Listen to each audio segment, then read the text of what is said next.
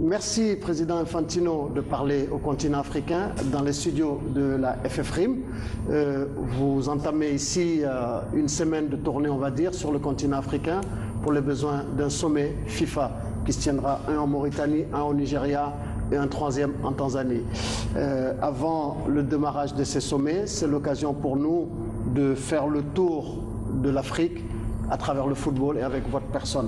Donc nous allons discuter autour de 4 axes de questions en français et en anglais et sur lesquels vous parlerez au continent africain. Merci encore une fois d'accepter notre invitation. Et pour entrer dans le vif du sujet, actualité oblige, M. Gianni Infantino, demain démarre le premier sommet sur la série des 3 sommets sur le continent. Qu'est-ce que c'est qu'un sommet FIFA et quelle en est la portée pour le continent africain? Bonsoir tout le monde, bonsoir l'Afrique. Merci pour l'invitation tout d'abord et pour me donner la possibilité de m'exprimer ici en Afrique. Alors effectivement je commence une petite tournée africaine avec des sommets de la FIFA. Les sommets de la FIFA, c'est quelque chose que j'ai fortement voulu afin de donner une voix aux associations nationales, aux fédérations membres qui sont en fait les patrons de la FIFA, leur donner la possibilité d'échanger, de discuter, d'écouter aussi, et à moi et à mon administration de pouvoir entendre les points de vue des associations, parce qu'on est amené à la FIFA, au conseil de la FIFA, surtout après tout ce qui s'est passé dans le passé, on est amené à prendre des décisions, on est amené à réformer, on est amené à réformer évidemment la gouvernance de la FIFA, mais aussi l'aspect football, les compétitions. Donc on va en discuter, on en discute avec chacune des fédérations, avec chaque président, avec chaque secrétaire général, et on espère ressortir de ces sommets enrichis en information, en échange. En particulier, on va parler des compétitions des jeunes, du futur des compétitions des jeunes, des compétitions des femmes aussi, des filles et des femmes, ainsi que du programme Forward, du programme de développement de la FIFA, comment est-ce qu'on va continuer à développer le football dans le monde et en Afrique, et finalement de quelques sujets, disons, d'actualité comme le système des transferts, le calendrier international, etc. Il y en aura 3 sur le continent en l'espace d'une semaine. Pourquoi le choix d'en faire 3 en une semaine sur le continent? Et qu'est-ce que concrètement l'Afrique peut attendre à la sortie de ces sommets? Mais on a décidé d'en faire 3 en Afrique parce que l'Afrique, c'est un grand continent. C'est un continent important. C'est un continent en pleine expansion. Et c'est un continent qui a beaucoup à contribuer pour le football mondial. J'en suis convaincu et je veux fortement que ça se fasse aussi en pratique. C'est pour ça, dans ces 3 sommets qui se dérouleront ici à Nouakchott en Mauritanie, le prochain ça sera au Nigeria et le 3e en Tanzanie. Dans ces 3 sommets, il y aura toujours des représentants de fédérations africaines, mais aussi de 2 autres confédérations, notamment de l'UEFA européenne et de la CONCACAF Amérique du Nord et centrale. Et dans le dernier des sommets, il y aura des Asiatiques aussi, parce que c'est important de créer cet échange entre les fédérations et fédérations avec FIFA. Le président de la FIFA et la FIFA ne veut pas être enfermé dans une tour, dans un joli bâtiment en Suisse. On veut être là, on veut être présent, on veut être avec les gens, on veut écouter, on veut apprendre. Donc autrement dit, c'est une forme de démocratisation de la pratique d'échange de bons procédés entre confédérations et entre associations nationales, en quelque sorte. Absolument, c'est une démocratisation. Moi, je l'avais dit durant ma campagne. Malheureusement, j'estime que dans le passé, le rôle des fédérations était très limité, était limité à voter ce qui leur était présenté lors du congrès de la FIFA. Moi, j'ai toujours dit, je vais donner en fait 2 voix à chaque pays. Une voix pour voter, bien sûr, mais une voix pour parler aussi, pour se faire entendre et pour s'enrichir aussi mutuellement. C'est seulement ensemble qu'on peut avancer. Alors, l'actualité également sur le continent, c'est la Coupe du monde de football, le plus grand événement sportif planétaire. Et c'est un grand rendez-vous pour le continent africain puisque nous aurons 5 ambassadeurs. Le Nigeria, la Tunisie, l'Égypte, le Maroc et le Sénégal. Un carré d'as est-il aujourd'hui possible pour les équipes africaines parce que depuis l'histoire de la Coupe du monde, aucune sélection africaine n'a encore atteint le carré d'as? Écoutez, tout est possible dans le football. Tout est possible dans le football et c'est d'ailleurs pour ça que le football est le sport roi du monde, parce que n'importe quelle équipe peut battre n'importe quelle autre équipe. Et surtout aujourd'hui, je pense qu'il n'y a pas, pour la Coupe du monde en Russie cet été, il n'y a pas vraiment un très très grand favori. Il y a les équipes habituelles qui sont parmi les favoris, mais le niveau général du football dans le monde est devenu exceptionnel. Il n'y a plus d'équipes faibles. Les équipes africaines, aujourd'hui, il y a 5 équipes, elles sont très très fortes. Il y en a qui ne sont pas à la Coupe du monde et qui ont aussi des joueurs extraordinaires. On pense au Cameroun, au Ghana, à l'Algérie, qui n'y sont même pas. Donc celles qui sont là sont très fortes. Évidemment, il faut toujours aussi un petit peu de chance. Il faut que le ballon rentre dans le but et aille pas sur le poteau quand il faut.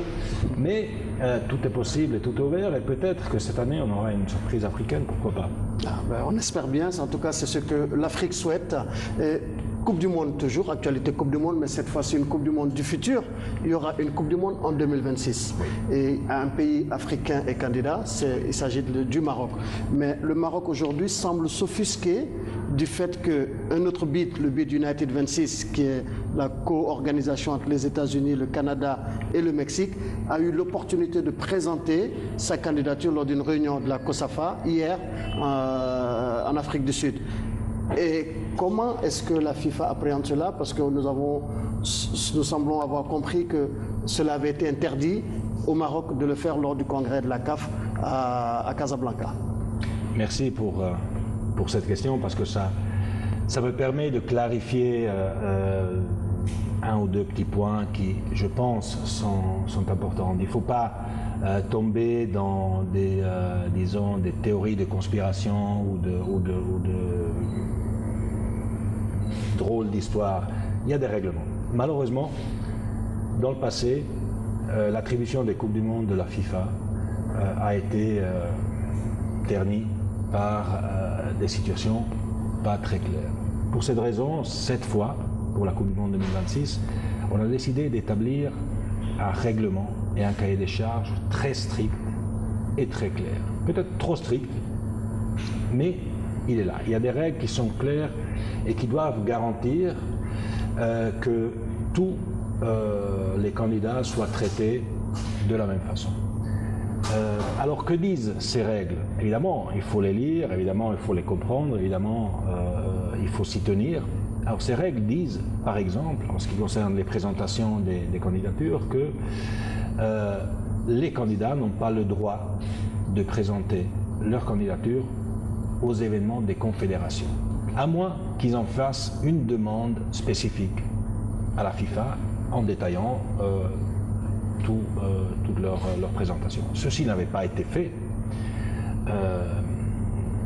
lors du congrès de Casablanca.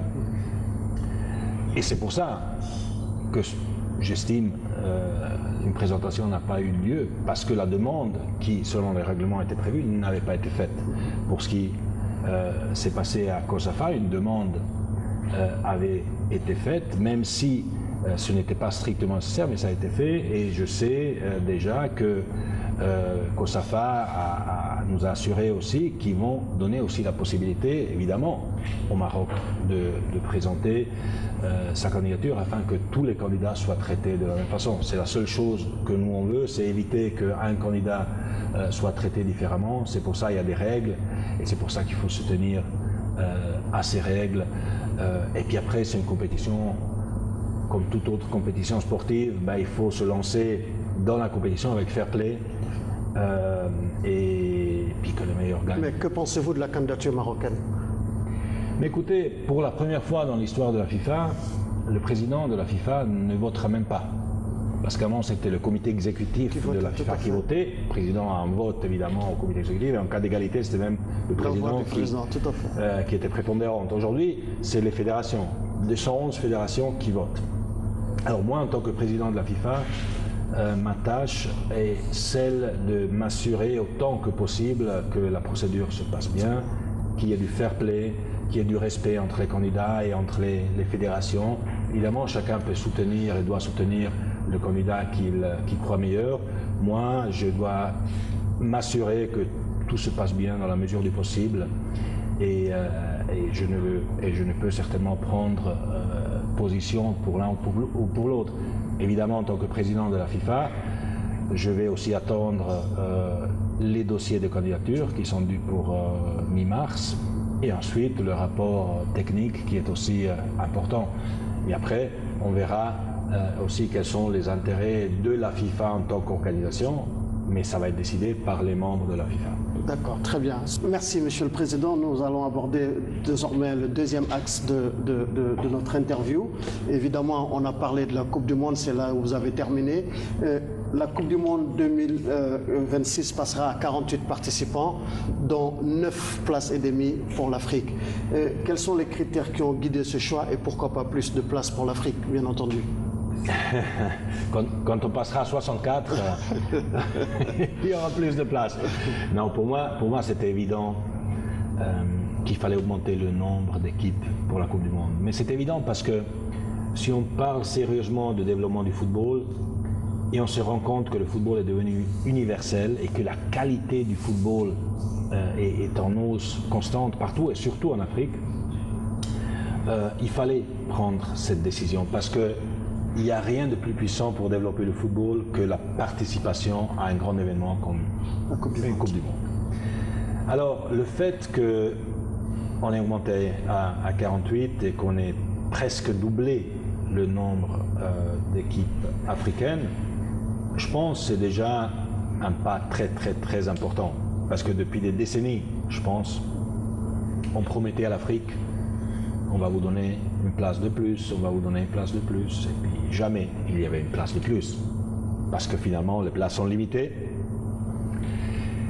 et on ne faisait rien de concret. Maintenant, on a doublé pratiquement les places, on est passé de 5 à 9,5. Ça va changer complètement la dynamique des matchs de qualification de l'Afrique, parce qu'aujourd'hui, même au dernier tour, dans les groupes de 4, s'il y en a un qui passe sur 4, vous perdez un match, vous rentrez à la maison. Tout à fait. Hein? Avec le nouveau système, si le système de qualification reste le même, il y en aura 2 qui passent. Donc ça change tout. Ça change toute la dynamique et surtout ça change aussi la philosophie de ceux qui veulent participer à une Coupe du Monde. Ils vont commencer à investir à partir de maintenant pour y participer dans 10 ans. Après, est-ce que ça va changer? Est-ce qu'il y aura plus d'Africains dans le futur, etc. Bon, on a déjà fait beaucoup. Et après, il faut se le mériter sur le terrain aussi. Tout à fait, n'est-ce pas? tout à fait, tout à fait. Cela nous amène également à trouver la transition sur la question de la diversité. Vous avez décidé au sein de la FIFA de supprimer la task force contre le racisme, alors que le phénomène semble encore plus récurrent dans les stades du monde. Quel est le plan de la FIFA aujourd'hui pour éradiquer toutes les formes de violence et de ségrégation dans les stades? Mais écoutez, est-ce que vous croyez vraiment qu'on puisse lutter de façon efficace contre le racisme en créant un groupe de travail, une task force? Moi, je pense qu'on lutte beaucoup plus efficacement contre le racisme avec des faits, avec des actions très concrètes. Et c'est ça qu'on fait à la FIFA. Un ancien politique du football me disait, si tu ne veux pas résoudre un problème, tu crées une commission. Une task force, c'est comme ça, les gens discutent, et puis tu peux dire oui, on a créé une commission, et ça ne résout rien. Alors nous, on a fait des choses très concrètes. On a déjà, par exemple, engagé une secrétaire générale africaine, pour la première fois dans l'histoire de la FIFA. On a engagé des membres de la direction qui viennent de tous les continents. Avant, c'était que des Européens de l'Ouest, de 2 ou 3 pays, que des Suisses, des Allemands ou des Français. Je pense qu'il y a des gens compétents aussi en dehors de la Suisse, de l'Allemagne, de la France, même si les Suisses, les Allemands et les Français sont très compétents, bien sûr. Mais il faut s'ouvrir. Donc déjà, ouvrons l'administration de la FIFA. Ouvrons le conseil de la FIFA, l'exécutif de la FIFA. Et là aussi, on a augmenté le nombre de membres africains, on a augmenté le nombre de femmes, parce que quand on parle de discrimination, c'est aussi la discrimination homme-femme, qui est toujours aussi un problème dans le football. On a mis en place une procédure lors des matchs, de tous les matchs de la FIFA, et qu'on conseille à toutes les confédérations et fédérations nationales de mettre en place aussi. L'UEFA l'a fait par exemple, pour monitorer tous les matchs et intervenir en cas d'accident dans chaque match avec des mesures disciplinaires très fortes. On a mis en place pour nos matchs aussi une procédure qui est assez unique où l'arbitre peut interrompre un match, même doit interrompre un match en cas d'acte raciste lors du match. Il doit l'interrompre, suspendre et même arrêter ou abandonner si ça continue. Ça c'est très fort aussi. Et puis évidemment, on a des campagnes de sensibilisation pour lutter contre le fléau du racisme. C'est important, c'est ces campagnes où on a des anciens joueurs, des légendes du football qui viennent et qui nous aident aussi. Et je pense que c'est important qu'on fasse passer ce message tous les jours dans tout ce qu'on fait. Pas seulement une fois tous les 6 mois quand il y a une réunion d'une task force. Justement, la nomination d'une Africaine, une dame, une Africaine au poste de secrétaire général de la FIFA, en l'occurrence Madame Fatma Samoura du Sénégal, est-elle une forme de réponse à cela? Et qu'est-ce qui a véritablement motivé le choix de Fatma à cette position? Mais écoutez, moi j'étais persuadé, je l'avais dit pendant ma campagne, j'étais persuadé que la FIFA étant une organisation mondiale, elle devait être véritablement mondiale aussi au niveau de son organisation. Ce n'est pas possible de comprendre les différentes cultures dans le monde depuis un bureau en Suisse. Ce n'est pas possible de comprendre les différentes cultures du monde si vous êtes entouré de personnes qui sont comme vous. Tout à fait. Même si on pense savoir tout, on est dans une partie du monde, mais on ne sait pas tout. Et on se rend compte de ça seulement si on voyage, si on rencontre et si on se met en jeu. C'est pour ça pour moi c'était très important et je voulais avoir quelqu'un, je voulais avoir un secrétaire général ou une secrétaire générale qui venait d'un autre continent. L'Afrique étant un continent important, j'ai évidemment focalisé mes recherches aussi sur l'Afrique et ensuite je pense que c'est important aussi d'avoir quelqu'un d'un milieu en dehors du football mais qui connaisse quand même l'aspect développement. Parce que c'est ça qu'on doit faire à la FIFA, on doit développer. On développe le football, c'est une forme de développement, c'est une forme d'aide sociale. Et c'est pour ces raisons qu'on est tombé sur Fatma et on en a parlé et finalement on est tombé d'accord. Et on l'a présenté comme secrétaire général. Monsieur le Président, nous abordons actuellement la troisième phase, le troisième axe, donc l'avant-dernier axe de cette interview, et c'est la partie concernant le programme Forward. Le programme Forward, c'est peut-être votre plus belle trouvaille, si on peut le dire ainsi, depuis que vous êtes aux affaires. En quoi le programme Forward peut-il être bénéfique pour le continent africain ? Mais il peut être très bénéfique pour le continent africain parce que déjà les investissements que la FIFA fait sur le continent africain ont été multipliés par 4. On est passé de 27 millions par an à 100 millions de dollars par an qui sont investis par la FIFA via les associations nationales et via la CAF pour des projets footballistiques en Afrique. Donc quand vous avez des montants pareils, c'est bien sûr jamais assez, mais c'est déjà 4 fois plus que ce qui se faisait. Vous devez avoir des résultats si vous travaillez sérieusement. Et ça, c'est la deuxième partie des bénéfices, parce qu'avec le programme Forward, on oblige les fédérations à avoir un contrat avec la FIFA. Un contrat avec la FIFA dans lequel il faut clairement déterminer quelle est la stratégie de la fédération. Donc, on oblige les fédérations à réfléchir au futur et à focaliser leur investissement sur leurs besoins réels. Et évidemment, nous, on focalise sur les compétitions au niveau national, sur l'infrastructure. Et je pense que si on arrive à avoir des belles compétitions et de l'infrastructure au niveau du football africain, ben, le bénéfice va être énorme. Et on le verra très bientôt. Alors, donc, cela nous amène à vous poser la question selon laquelle, quels sont les mécanismes de contrôle mis en place par la FIFA pour surveiller la bonne utilisation des fonds justement alloués aux associations nationales africaines? Ben là aussi, évidemment, avec ce qui s'est passé dans le passé, on est obligé de mettre la bonne gouvernance et le contrôle de façon très, très importante pour l'investissement de ces fonds. Alors, on a mis en place des systèmes très détaillés avec justement un contrat signé avec chaque fédération où tout est détaillé, avec des demandes des fédérations pour chaque projet où tout est contrôlé par l'administration de la FIFA et approuvé par une commission qui est la commission de développement où il y a des membres indépendants et pas seulement des membres, disons, footballistiques. On a mis en place un système d'audit centralisé où chaque fédération va être auditée par des auditeurs externes indépendants de la FIFA et des rapports vont être faits. Et évidemment, et ça je l'ai dit et je le répète, on distribue, on investit 4 fois plus, 1,4 milliard sur 4 ans. Si quelqu'un aujourd'hui pense encore qu'il peut s'enrichir illicitement avec l'argent du football, il faut qu'il parte. Parce qu'on va le choper. Et si on le prend, on va le sanctionner. Ah, d'accord, ça c'est une mesure très forte pour le renforcement de la bonne gouvernance dans le football. Absolument. Mais l'Afrique a une particularité. Sur le continent, le football et la politique généralement font bon ménage, ce qui est contraire à la vision de la FIFA. La FIFA ne gagnerait-elle pas à mieux apprécier le contexte africain où les États sont quand même les principaux bailleurs du football?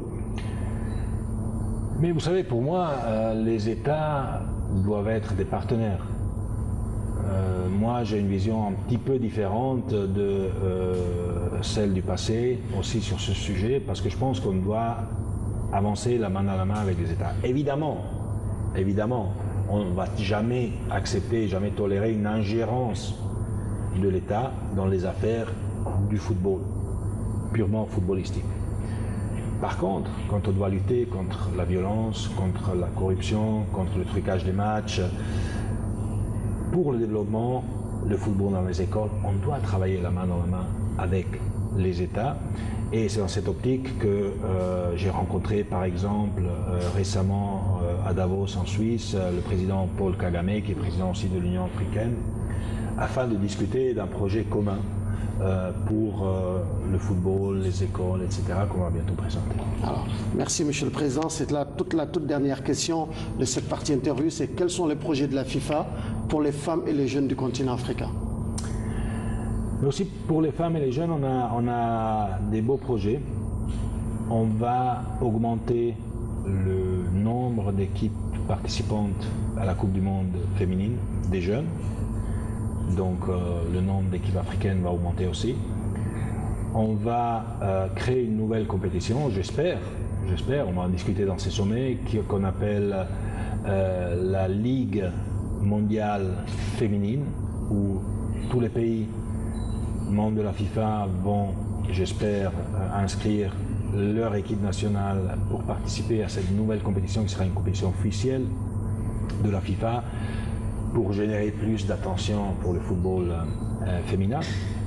On va investir une partie des fonds du programme Forward spécifiquement pour le développement du football féminin. Donc on a une stratégie assez claire en tête et le 50% de la population qui consiste par les femmes va être très content. Toute dernière question, oui. Quelle est l'Afrique de Gianni Infantino?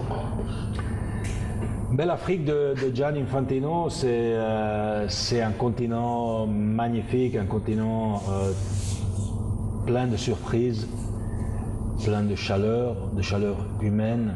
de passion, de talent, un continent où on vit, on mange, on danse, on se réjouit et on joue au football et on adore le football. Voilà, c'est ça qui me touche de l'Afrique. Et surtout aussi, je dois dire, l'amitié et la loyauté des personnes en Afrique que j'ai découvert. Ça, c'est quelque chose qui touche le cœur. Merci beaucoup, Monsieur le Président Gianni Infantino. Nous voici au terme de cette interview où Gianni Infantino, le président de la FIFA, a parlé à l'Afrique. Gianni Speaks to Africa et nous espérons très prochainement recevoir d'autres sommités du football mondial.